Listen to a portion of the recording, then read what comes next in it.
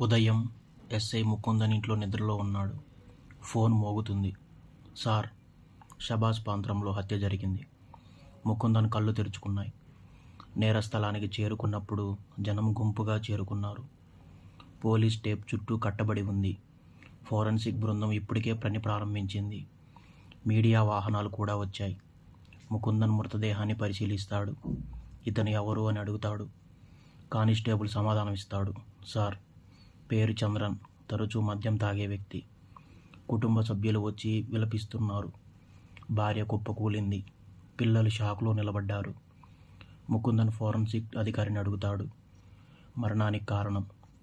Sir, పదునైన కత్తితో దాడి, లోతైన కోత, అధిక రక్తస్రావం, క్షణాల్లో మరణం. ముకుందన్ మనసులో ఒక ఆలోచన వదిలింది. మీడియా మళ్ళీ చుట్టుముట్టింది. సార్, 2 హత్యలకు సంబంధం ఉందా అని అడిగారు.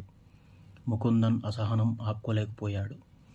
దర్యాప్తు ఇప్పుడే ప్రారంభమైంది అని కోపంగా అక్కడి నుంచి వెళ్ళిపోయాడు. స్టేషన్లో ఒంటరిగా నిలబడి సిగరెట్ వెలిగిస్తాడు. పొగ నెమ్మదిగా గాల్లో కలిసిపోతుంది. మనసులో గందరగోళం. కేసు మళ్ళీ తెరుచుకుంది. నిజం వెలుగులోకి రాబోతుంది. డీజీపీ నుంచి నేరుగా ఫోన్ వస్తుంది. ముకుందన్, నీ పరిధిలో ఏం జరుగుతుంది? ముందు ఒక డాక్టరు, ఇప్పుడు ఇంకొకరు. తక్షణమే కేసు పరీక్షించు అని అడిగారు. కాలు ముగిసింది.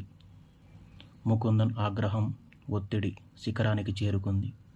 నెక్స్ట్ పార్ట్ కోసం లైక్ అండ్ సబ్స్క్రైబ్ చేయండి.